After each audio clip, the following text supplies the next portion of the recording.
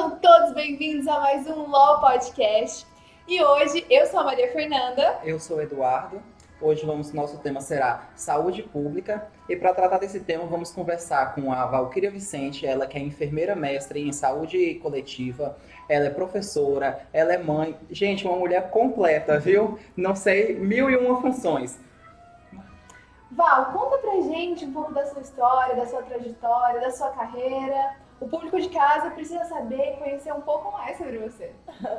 Olha, primeiramente eu quero agradecer vocês, o grupo de vocês, pelo convite. Eu me senti lisonjeada com o convite. Muito, muito obrigada mesmo em estar aqui fazendo parte desse diálogo. Eu sou enfermeira, eu estou assim. Achei um barato o Eduardo falar assim que uma mulher completa. Um pouco antes aí do podcast, eu fui contar a minha vida para ele, associada aí o pessoal e o profissional, e ele colocou na cabeça que é um completo aí, mas tá longe de ser completa, hein, pessoal?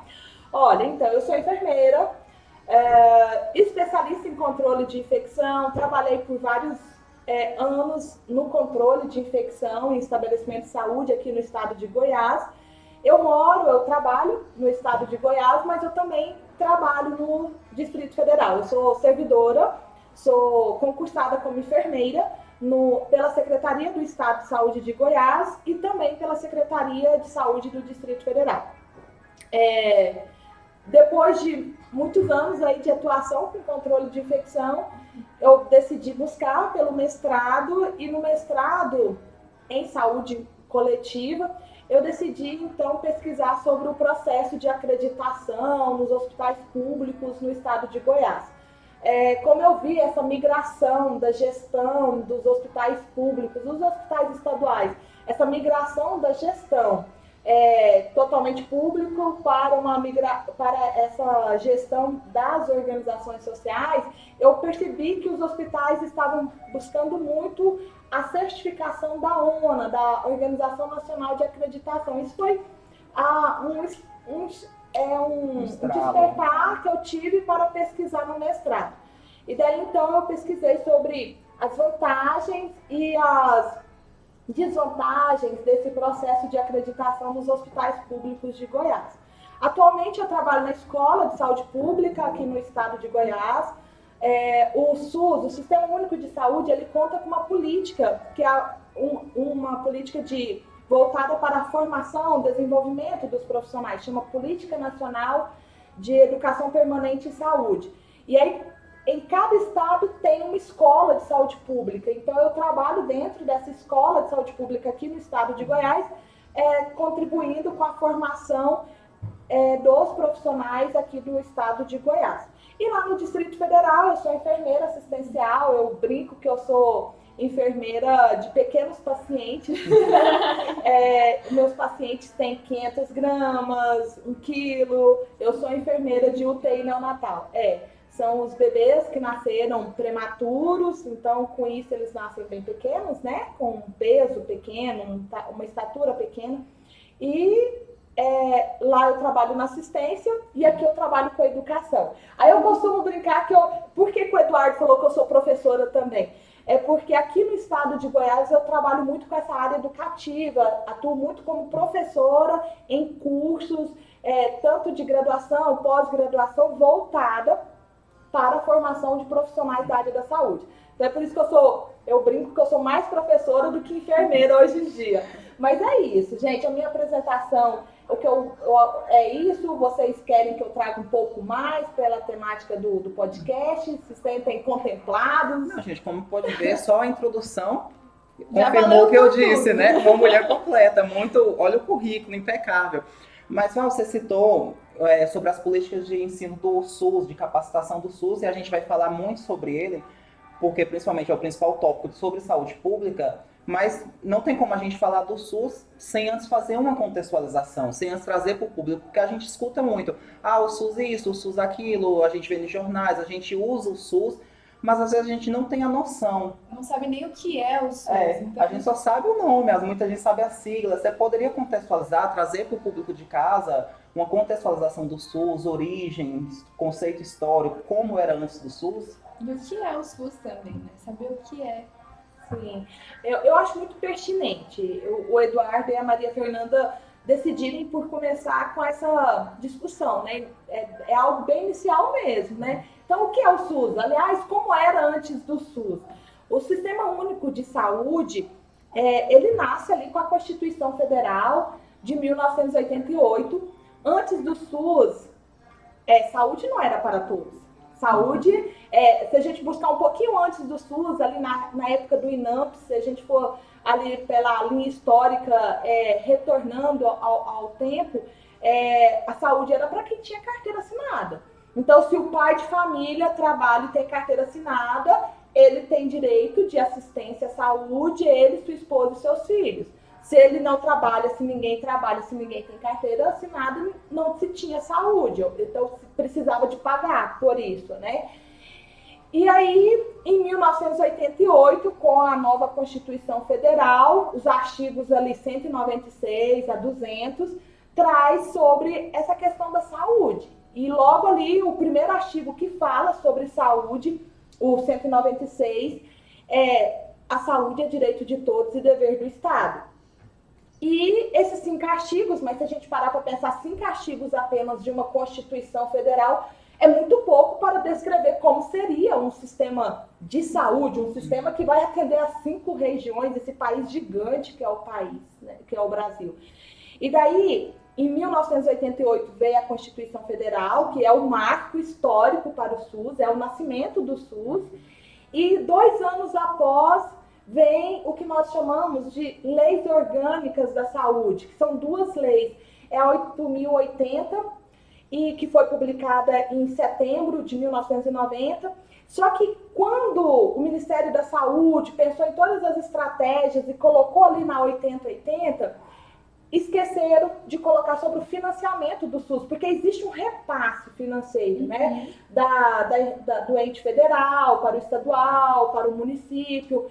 E aí ficou faltando essa parte. Como que seria o repasse financeiro? Então, ainda no ano de 1990, em dezembro, foi publicada a 8.142, que fala sobre o repasse financeiro. Então, falar do SUS, nós temos que trazer a Constituição Federal, esses artigos 196 a 200, e trazer as leis orgânicas, 8.080 e a 8.142. E assim, eu sou uma pessoa muito encantada pelo SUS, eu sou muito realizada por ser enfermeira, por trabalhar no Sistema Único de Saúde, e eu vejo assim, eu tenho muita admiração. Eu olho para o Sistema Único de Saúde com olhos de admiração, porque é um sistema completo. Tem suas falhas, tem suas limitações, sim, eu acredito até que vocês vão querer trazer isso nesse podcast. Mas, assim, é um sistema muito completo, é um sistema que oferece muito à população. E aí, assim, Eduardo, Maria Fernanda, o que eu quero, assim, pontuar de forte, né, para responder essa primeira questão, é que o SUS, ele é dotado por princípios. Princípios doutrinários e princípios organizativos. E um dos princípios doutrinários do SUS é que o SUS, ele é universal. Então, todos os brasileiros tem direito de assistência à saúde aqui no Brasil. E digo mais, um estrangeiro que chegou aqui no Brasil, ele é cadastrado pelas equipes de atenção básica de saúde, por mais que ele não seja brasileiro, mas como ele está aqui no Brasil, ele passa a ter direito, ele tem acesso ao Sistema Único de Saúde. Então, assim, para mim, o SUS é um sistema incrível do nosso país, precisa muito de avançar, de ter algumas melhorias, mas, enfim, comparando o que éramos antes com o SUS inicial e com o SUS de 3 décadas depois da sua criação, eu acho que nós fizemos um grande trabalho. É um ponto até interessante, porque você citou da universalidade e trouxe até além do tempo antes, o durante e até 30 anos depois do SUS. Porque você associou o nascimento do SUS com o nascimento da Constituição Federal. E essa Constituição Federal atual, ela é revolucionária para o Brasil, porque dentro da temática universalidade, ela é uma Constituição universal, ela abrange os direitos, tanto que a saúde é um direito fundamental, e ela trouxe os direitos da população como um todo, sem exclusão de ninguém. Então é muito interessante essa temática que o SUS pegou desse princípio da Constituição, ele abrangiu para todo mundo.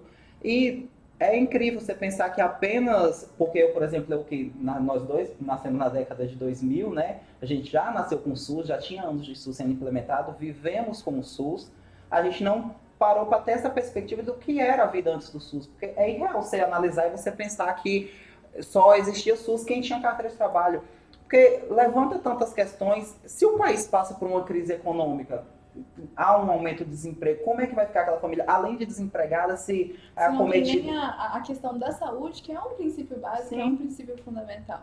E outra, eu acho que a gente às vezes fica restringido ali no SUS só dentro do hospital. Mas a gente não percebe que o SUS ele está em outras áreas, em outros departamentos. Você poderia falar um pouco mais sobre essas outras áreas, em qual o SUS também está implementado? Sim, é muito pertinente a Maria Fernanda trazer para o nosso podcast essa questão.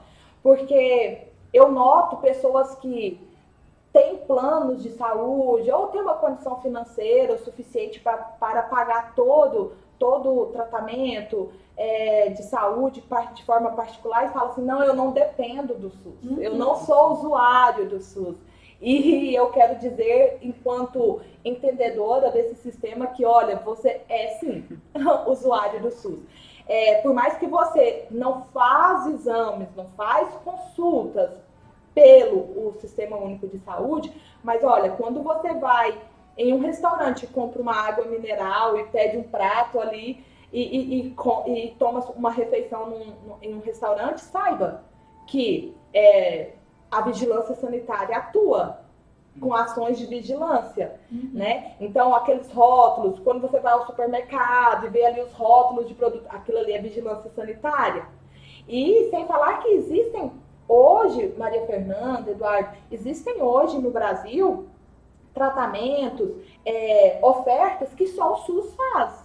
Por exemplo, se um dos nossos ouvintes ou um de nós aqui precisarmos de um transplante, nós vamos fazer esse transplante pelo SUS. Não existe transplante pela iniciativa privada. Outro exemplo importantíssimo, os tratamentos dos pacientes com HIV. É todo feito pelo Sistema Único de Saúde. Isso é lindo, isso é incrível. E eu poderia citar inúmeros outros programas, políticas de saúde que é somente o SUS.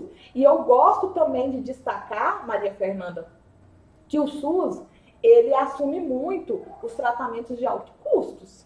Sim, com certeza. Medicamentos de alto custo. Quando o paciente ele tem aí uma doença imunodepressora e ele precisa de medicamentos de alto custo, ele tem o plano de saúde. Eu pergunto, esse plano de saúde vai dar as medicações para ele? Não, não dá. Aí ele entra com o processo, tem toda uma burocracia a ser seguida, e natural, precisa ter mesmo, né, um processo burocrático. E esse paciente, ele passa a ter todas as medicações, eles recebem todas essas medicações por meio do Sistema Único de Saúde. Então, veja, talvez hoje, essa pessoa que tem essa ideia equivocada de que não é um usuário do SUS, talvez hoje ela não faça consultas, não faz exames pelo Sistema Único de Saúde, mas nós temos toda uma oportunidade de serviços por trás que às vezes a população em geral nem tem conhecimento. É interessante, dentro dessa abrangência toda, dessa amplitude do SUS que você citou, vários programas em específico, ultimamente com a pandemia foi debatido muito a questão da vacina, que é totalmente feita pelo SUS, porque como a gente citou, às vezes a gente está tão inserido dentro do SUS que a gente não tem ideia do quão ele pega na nossa vida, porque todo mundo desde novo se vacina. Existe toda uma política pública de vacinação contra diversas doenças. O Brasil já erradicou doenças graças a programas de vacinação feitos pelo SUS. Então, queria ter ressaltado essa questão, porque o ano passado, o ano retrasado, foi falado muito da questão da vacina por causa devidamente da pandemia do Covid, né? E que quando a vacina chegou ao Brasil foi feita de forma gratuita, igualitária, sem preferências de região, de pessoas, justamente graças ao SUS. Será que se não tivéssemos ele, qual seria o cenário? Porque diversos outros países pobres, nós vimos a desigualdade em relação à questão da vacinação. Pessoas, e o Brasil não, o Brasil disparou e foi referência no mundo, justamente graças ao programa. Um dos programas assim que admiro muito dentro do contexto do SUS é o Programa Nacional de Imunização, o PNI. Realmente é um programa muito estruturado. Hoje, nós temos todas as vacinas necessárias para o público infantil, adolescente, adulto e idoso. Então, tem as pessoas que fazem a opção de pagar, porque hoje nós temos vacinas, as vacinas elas são liberadas, nós temos as vacinas na rede privada, mas é uma opção. Eu sou enfermeira, eu tenho 2 filhos, e tenho plano de saúde, depois a gente pode até conversar, porque às vezes fala assim, mas você defende muito o SUS e você tem um plano de saúde. Como que fica essa questão? Eu acho que isso é bacana trazer para o podcast, mas, por exemplo, todas as vacinas dos meus filhos foram na rede pública. Não fiz questão de buscar uma rede particular. Poderia pagar? Poderia. Meu plano de saúde oferece de graça, gratuitamente? Não, eu teria que pagar. Eu fiz a opção de usar pelo SUS, porque eu estou dentro desse contexto universal. O SUS é para todos, então é também para os meus filhos, é também para mim, né? E você falando agora sobre essa questão de ter o plano de saúde, por que você tem o plano de saúde, sendo que você defende tanto o SUS? Explica pra gente um pouco sobre isso. Sim. Olha, eles me apertando. Dessa forma. É porque assim, no início aqui desse podcast eu falei para esses 2 jovens, eu falei, olha, me conta aqui, qual que é o roteiro, deixe-me entender onde que eu estou me inserindo. Tá preparado? Vai que sai alguma pergunta capciosa lá? Aí eles falaram, olha, nós temos algumas perguntas norteadoras, principalmente o Eduardo. Não, mas eu gosto muito que vai fluindo. Meu Deus! Tem que dar naturalidade, porque a gente tá aqui para transmitir, principalmente pro ouvinte, a pessoa que tá assistindo. A intenção é deixar a Val à vontade. A Val, tá vendo? Aí eles já me chamam de Val, eu já estou me sentindo em casa, né? Mas é importante trazer, porque querendo ou não, gera essa dúvida, porque a gente trouxe para falar, você é um atuante profissional na área de saúde, mas assim, a gente está elogiando, falando dos benefícios que o SUS tem, e quando você traz essa questão de, eu tenho um plano de saúde, meus filhos têm um plano de saúde, dá a impressão que, eu estou elogiando, mas eu estou elogiando para os outros. É bom para você, para mim não. Então, explica pra gente, diferencia o porquê e quando você acha que você deve usar o SUS, quando você acha que deve usar um plano de saúde. E até mesmo porque essa questão, que fragilidade que o SUS tem a ponto de você ter que contratar um plano de saúde para suprir. Ótimo. Vamos lá, então. A coisa vai ficando apertada aqui. Olha, então, eu trabalho no SUS, eu sou uma profissional atuante no SUS já há quase 2 décadas. E nessas 2 décadas eu estudo, eu me envolvo, eu trabalho, eu faço parte desse sistema, conheço a realidade aqui de Goiás e também do Distrito Federal por trabalhar nessas 2 secretarias de saúde e por que a Valquíria tem um plano de saúde. E aí eu acredito que a gente vai puxar então ali aquela parte que vocês queriam trazer também um pouco para o podcast e as fragilidades. Nós temos fragilidades no SUS, isso é natural. E eu costumo dizer assim, Eduardo, Maria Fernanda, como eu disse no início, na minha apresentação, eu sou enfermeira de UTI neonatal, unidade de terapia intensiva neonatal. Já trabalhei há alguns anos em UTI pediátrica, hoje me concentro na UTI neonatal e eu costumo dizer assim, eu tenho 2 filhos, um de 9 e o outro de 12 anos.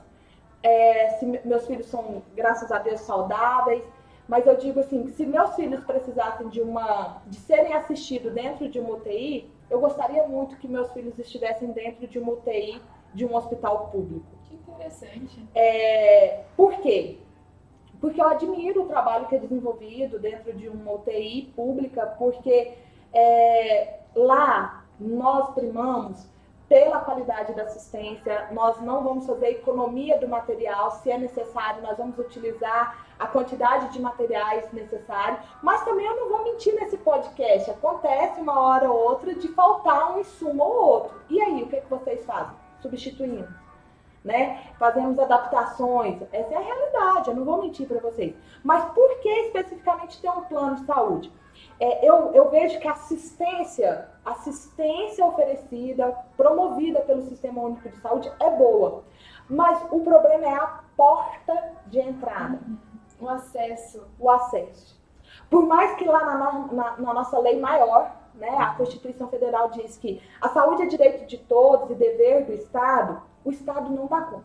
Essa é a realidade. O Estado ainda não dá conta de ofertar a saúde para todos. E ainda bem que tem os planos de saúde, porque isso ajuda a desafogar um pouco o nosso sistema único de saúde. Então, assim, eu pago um plano de saúde porque eu tenho medo se eu, meu esposo, meus filhos precisarem de uma UTI, por exemplo, será que nós vamos conseguir entrar e ter acesso de forma rápida a uma vaga de UTI? Essa é a minha preocupação. Então, enquanto profissional do SUS, enquanto profissional que defende esse sistema único de saúde, eu reconheço essa fragilidade. Ainda o governo ele não consegue ofertar dessa forma, nessa totalidade que na lei está descrita, infelizmente. E nesse ponto que você tocou em relação que o governo não dá conta ainda de atender a tudo que é a demanda do SUS, ao que você atribui, no seu ponto de vista, no seu conhecimento? Você acha que é uma fragilidade de gestão? É uma fragilidade financeira? O Estado não tem condição de custear? É uma questão administrativa? Ou é natureza do Brasil mesmo? O Brasil é muito grande, é uma população muito grande. Qual os fatores do seu ver, do seu ponto de vista? Assim, Eduardo, Maria Fernanda, eu acho que essa resposta, eu acho que eu devo usar a seguinte palavra: é multifatorial. Uhum. É multifatorial. Eu acho que uma palavra muito boa para descrever de forma resumida, para responder essa pergunta, seria essa palavra: multifatorial. Mas eu julgo, sim, que essa ineficiência por parte do Estado está relacionada ao fato de sermos um país muito grande em termos de extensão. São 5 regiões, e se a gente comparar a outros países, tem região nossa que formaria quantos países, né, lá fora? Né? E agora imagina juntando essas 5 regiões e formando esse país tão grande, né? Então, nosso país em extensão é muito grande e ele é um país populoso, né? O número de habitantes é muito grande. Então, eu atribuo isso. Atribuo também a questão de gestão. Uhum. Eu acho que a gestão pública, a gestão pública dessa parte de saúde pode sim melhorar, como todas as outras áreas, como educação, segurança. Só que eu acho que se a gente for entrar aqui, eu acho que daria 10 podcasts falando só sobre isso. Tem um fator também político, tem um fator econômico, tem uma questão social, porque eu gosto muito de destacar isso em minhas palestras, em minhas aulas. Olha só, a saúde é direito de todos e dever do Estado. Mas quando eu digo que o direito é do Estado, eu também não estou tirando a responsabilidade do cidadão. Do cidadão De ir lá e cobrar também. Cobrar e fazer. Agora, olha só, eu sei que praticar atividade física é importante.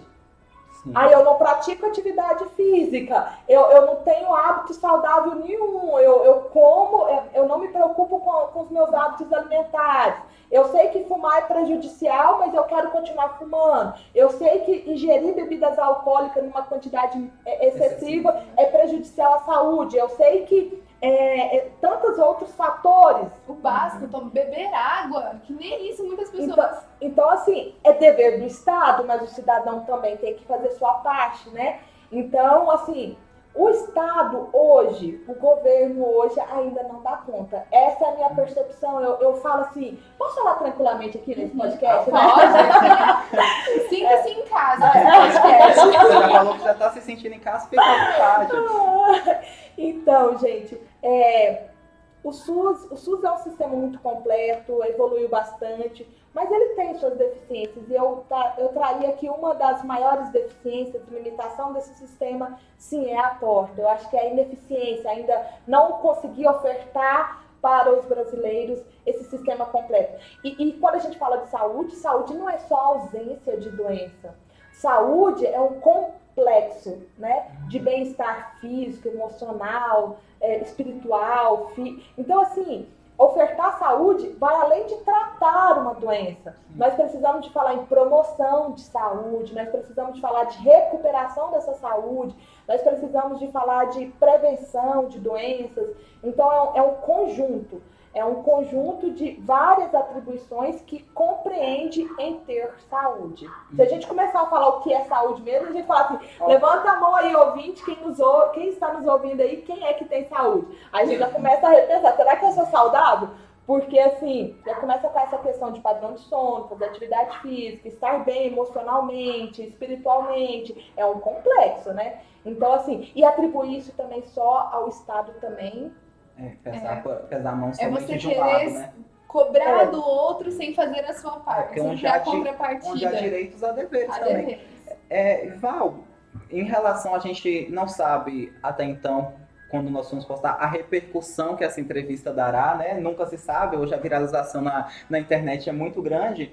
E eu achei pertinente trazer para te dar uma certa voz. Você, como atuante da área da saúde, você trabalha em hospital, você já falou em UTI, que é uma área extremamente necessária, que é uma luta diária muito grande. Porque a gente está falando aqui do ponto de vista das fragilidades do SUS, do ponto de vista para quem é cliente. E talvez quem está em casa assista, ele sabe, porque ele convive, ele entende que há uma demora no atendimento, ele entende que há, às vezes, a falta de uma coisa ou outra, que não consegue um atendimento.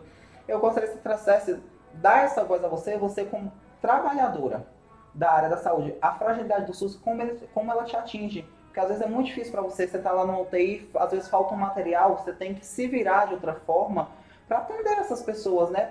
O trabalho precisa ser feito, a vida ela tem que ser salva. Do meu ponto de vista, eu creio que a fragilidade do SUS atinge vocês muito, vocês profissionais da saúde.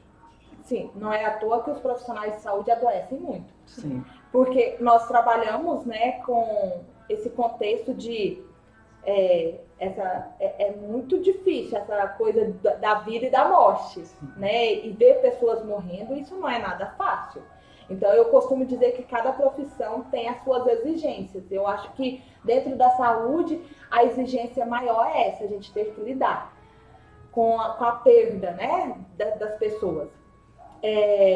Mas, assim, quando o Eduardo me fala, Valquíria, olha, estou te dando voz, fala, né? Eu acho, para mim, Eduardo, o que é mais difícil é quando eu sei, por exemplo, que no hospital que eu estou trabalhando, as vagas, todas as vagas da UTI estão ali, nós estamos com a UTI cheia e tem um recém-nascido ali no centro obstétrico que precisa de uma vaga de UTI e nós não temos essa vaga lá dentro. Então, isso para mim me incomoda. Porque quando esse bebê entra, nós vamos conseguir assisti-lo. Agora, difícil são para esses pacientes que não entram na UTI. Isso é uma preocupação muito grande. Isso, para mim, é uma fragilidade. Aí, como que funciona? Se não tem vaga na UTI desse hospital, esse bebê ele precisa ser colocado em uma incubadora de transporte dentro de uma ambulância apropriada, com profissionais preparados para isso, e conduzi-lo para um outro hospital. E lá ele vai receber, né, o tratamento intensivo que ele precisa. Então, para mim, essa é uma fragilidade, a falta para o paciente, sabe? Agora, para nós, enquanto profissional, falta, eu não vou mentir para vocês, uma hora ou outra falta, nós temos um déficit de pessoas, então, às vezes, um plantão que é para a gente conduzir ali com 2 enfermeiras e 7 técnicas de enfermagem, isso eu estou falando só da equipe de enfermagem, mas eu preciso de destacar que para o UTI funcionar é uma equipe multiprofissional, enfermagem, médicos, fisioterapeutas, psicólogos, etc. São inúmeros profissionais da saúde para o funcionamento de uma UTI. Mas assim, trazendo só para a enfermagem, que é a equipe que eu respondo por ela dentro de um hospital. Muitas vezes a gente precisa de começar um plantão ali com 2 enfermeiras e 7 técnicos, 8 técnicos de enfermagem, e às vezes acontece, eu sou a única enfermeira do plantão e ao invés de 7 técnicos eu tenho 4 técnicos. E aí, a gente toca o plantão. E a demanda continua, né? Ela não para, ninguém vai parar porque tá faltando equipe. E a gente precisa, porque a assistência à saúde, ela é contínua. Não tem como falar assim, vamos fazer uma pausa para o café. podemos continuar amanhã, vamos fechar a porta hoje que a gente continua. Não existe isso, né? E aí essa pressão, isso adoece muito os profissionais de saúde. Então, assim, eu mencionei aqui o déficit de pessoas que acontece, hora ou outra acontece a falta de insumos, materiais, ou um equipamento que estraga e o processo dentro do Sistema Único de Saúde ele é moroso, porque existe todo um trâmite legal, burocrático para ser seguido, e isso traz demora, né? E aí um equipamento que estraga, que às vezes não é nem tão caro o conserto ali, mas ele vai demorar, porque precisa de seguir aquele fluxo, aquele procedimento ali burocrático, seguindo inclusive as normativas legais, né, que regem esse sistema.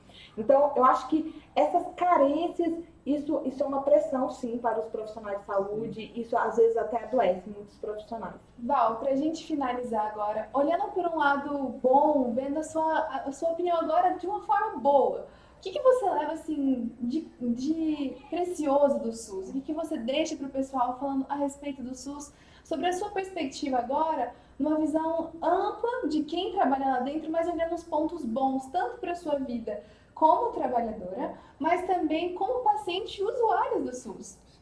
Para a gente deixar esse podcast, para finalizar esse podcast com um olhar de olha, a gente tem um bem muito precioso que é o SUS aqui no nosso país. O SUS, ele é referência no mundo inteiro em relação à saúde, como ele é feito, como ele é passado. A gente tem os déficits, como você falou, mas ele é referência. Sim. Então, qual a sua perspectiva, olhando tanto como trabalhadora agora, mas também como paciente, sobre esse sistema? Sim. Então, vamos lá. Enquanto trabalhadora, eu me sinto lisonjeada por ser uma servidora, por ser uma enfermeira que trabalha há quase 20 anos, né, quase 2 décadas nesse Sistema Único de Saúde. Sou grata pelo crescimento, pelo desenvolvimento que eu tive. Como eu mencionei para vocês, o SUS ele tem uma política nacional de educação permanente, isso forma, isso desenvolve os profissionais do SUS.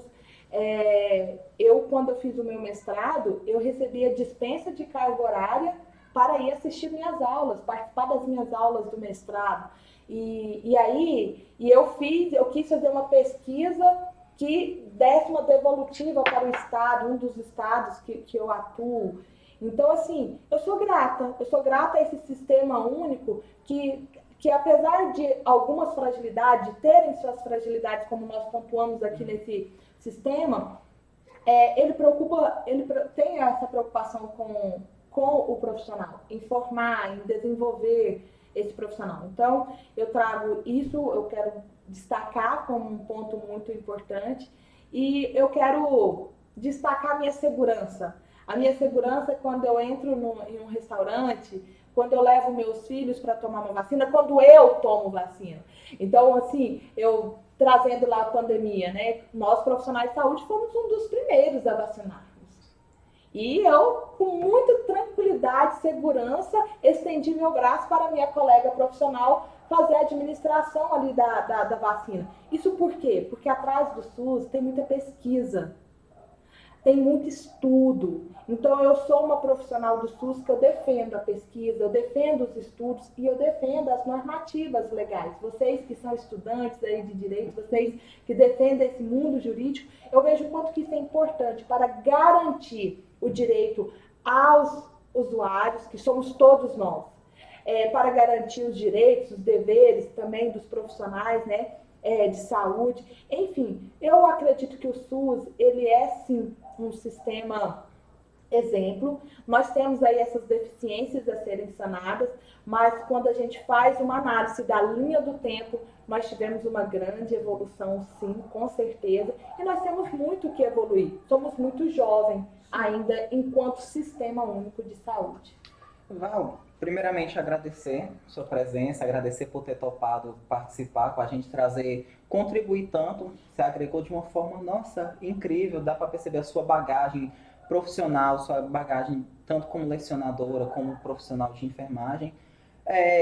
Te elogiar, parabéns por essa profissão linda. Enfermagem é uma profissão maravilhosa, nossa, eu tenho tanta admiração, que é o cuidar, você ceder seu momento, ceder ali. A gente sabe às vezes quão limitante, quão frustrante difícil pode ser estar na enfermagem no dia a dia, né? Porque tem um Você mexer com a vida. Sim, tem sua carga, mas assim, a dedicação, o cuidado, o carinho que tem com o paciente é lindo. Infelizmente, a gente tem um tempo bem limitado, né? E saúde pública tem tanta coisa a ser tratada, tanta coisa, que se a gente for, dava para fazer uma série só desse podcast aqui, tratando sobre esse assunto. Mas eu espero que a gente possa ter trago aqui, pelo menos uma visão da importância que o SUS é, né? Apesar de todas as dificuldades, ele é um sistema muito importante, ele é referência, como a Val aqui pontuou. Todo mundo acaba usando, não pense que você é livre dele, todo mundo necessita dele.